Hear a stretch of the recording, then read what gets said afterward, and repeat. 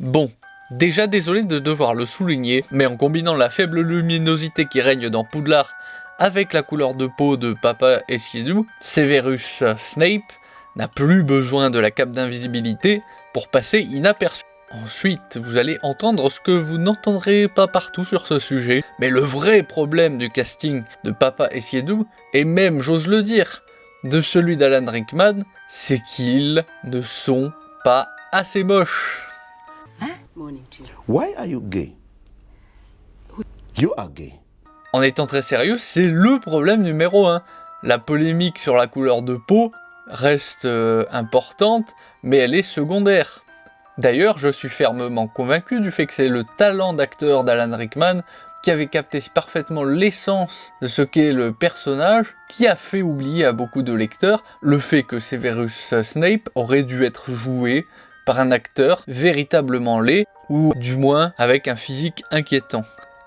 Or, pour tenter de vous en convaincre, je vais vous faire une synthèse des éléments qui confirment que sa laideur, c'est bien la caractéristique physique essentielle du personnage de Severus.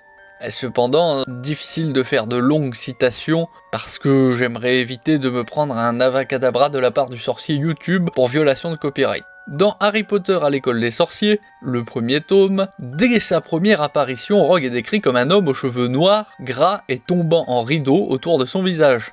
Il a un nez crochu, long et proéminent, son teint est pâle, presque cireux, il porte une robe noire flottante qui lui donne des allures de chauve-souris ou de vampire. Son regard, il est souvent décrit comme froid, perçant ou brûlant de haine. Je cite le premier tome, mot pour mot, il avait des cheveux gras, un nez crochu et une peau cireuse. Il me semble que c'est quand même pas les caractéristiques physiques les plus associées à la beauté masculine.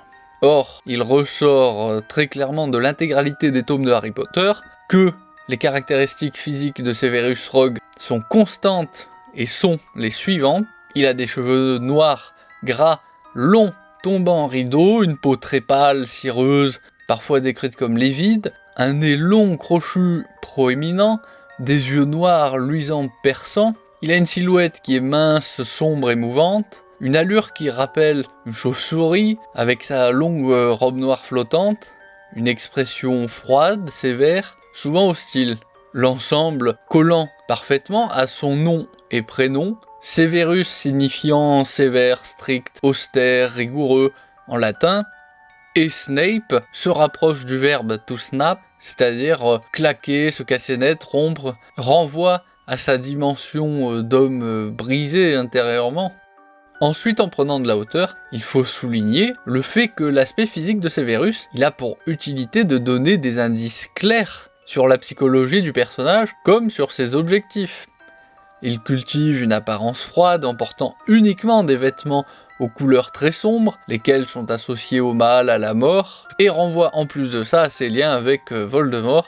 Sa longue chevelure lui sert d'écran protecteur dissimulant en partie son visage pour symboliser son besoin de dissimuler sa véritable nature, sa véritable identité comme ses véritables intentions, autant aux yeux des membres de Poudlard qu'aux yeux de Voldemort comme de ses sbires. Ses longs cheveux sont décrits comme noirs, gras, tombant en rideaux car ils sont une métaphore de cette barrière mentale qu'il a érigée entre lui et les autres de manière perpétuelle. Cette apparence repoussante, inhospitalière qu'il cultive, trahit cependant ce qu'il pense de lui-même. Elle est une métaphore de son état mental. Severus ne se voile pas la face sur les méfaits qu'il a commis, ni sur les raisons qui le poussent à protéger Harry Potter, et il ne se considère pas comme étant héroïque à cause de cela. De mon point de vue, il a raison de le penser, puisque c'est un amour complètement irrationnel envers la mère d'Harry Potter qui le pousse à protéger le fils de cette dernière, et ce n'est pas son sens du devoir comme de la justice. Or, être vertueux au sens traditionnel et véritable du terme, c'est précisément d'appliquer son code moral sans faire rentrer ses intérêts personnels ou ses affinités en ligne de compte. Sauf que dans le cas de Severus, c'est bien plus son humanité dans tout ce qu'elle a de plus irrationnel, plutôt qu'une philosophie ou un code moral qui le retient de se débarrasser définitivement d'Harry Potter. Et c'est dans cela qu'il n'est pas héroïque. Bon, en aparté, on ne va pas se mentir, le fait que Lily Potter a choisi de faire sa vie avec James, un homme qui, lorsqu'il était enfant, harcelait Severus et l'a suspendu par les pieds en public à l'aide d'un sortilège, je dirais que ça va passer encore moins bien aux yeux du grand public si Severus est noir. Il me semble que beaucoup vont glisser tout un tas de discours très pénibles là-dessus, que beaucoup vont broder sur le sujet, alors que s'il était resté caucasien, on n'aurait pas eu à subir tout ça.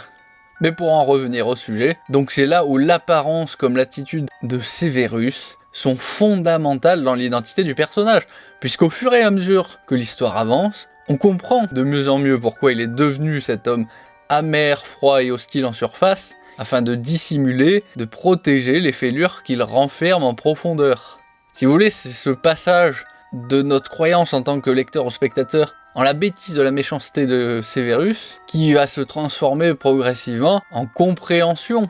Retirer cette dimension au personnage, ces caractéristiques physiques si singulières, c'est l'amputer de cet aspect qui fait son sel. Parce que, je suis désolé de le dire, mais la forme et le fond s'influencent mutuellement et disent quelque chose des individus qui est bien plus profond qu'il n'y paraît au premier abord, n'en déplaise aux bien-pensants. Enfin, j'aimerais montrer qu'il n'y a pas de véritable surprise dans la métaphysique d'Harry Potter quand on connaît les convictions politiques de J.K. Rowling. Elle écrit Severus Rogue comme le feraient la plupart des femmes cataloguées à gauche. Elle veut croire que l'amour d'un homme pour une femme suffit à le transformer, à le pousser à faire ce qui est juste même lorsqu'il est un être amer, plein de haine, qui a eu une enfance difficile, le tout révélant ce besoin féminin assez universel, à la fois très narcissique et très naïf, de s'imaginer pouvoir se prétendre responsable de la vertu d'un homme sur la seule base de la capacité à le charmer. J'imagine qu'il n'est pas difficile pour vous de comprendre à ces mots que je ne partage pas du tout ce parti pris. De mon point de vue, il ne ressort jamais aucun changement positif et durable, des actions uniquement motivées par quelque chose d'aussi volatile, d'aussi instable, d'aussi irrationnel, d'aussi superficiel que des sentiments. Il est également utile de souligner que, à travers l'Antiquité grecque, la Rome antique, le Moyen-Âge et même durant l'âge d'or d'Hollywood, la laideur est un trait physique très largement associé à la malveillance, au point de souvent devenir un indice qui permet au public d'identifier les personnages partiellement ou complètement méchants. Or, J.K. Rowling, elle a fait le choix de donner cette apparence à Severus pour exploiter ce biais cognitif afin de créer de la surprise chez le lecteur ou le spectateur qui finit par comprendre, voire par apprécier le personnage qu'il était initialement poussé à détester. En conclusion, l'absence d'opposition de J.K. Rowling à ce choix de casting traduit soit une forme de lâcheté, explicable par les controverses médiatiques dans lesquelles elle a été entraînée, elle préfère sans doute éviter de se lancer dans de nouvelles polémiques, soit c'est plus grave que ça, et elle ne comprend pas en quoi l'apparence de Severus est aussi cruciale dans son récit. Dans les deux cas, ça ne l'honore pas. Bref, sur ce, abonnez-vous, mettez un pouce bleu, activez la cloche des notifications, laissez un commentaire pour faire savoir ce que vous avez pu penser de cette vidéo, et je vous retrouve au fil de l'actualité.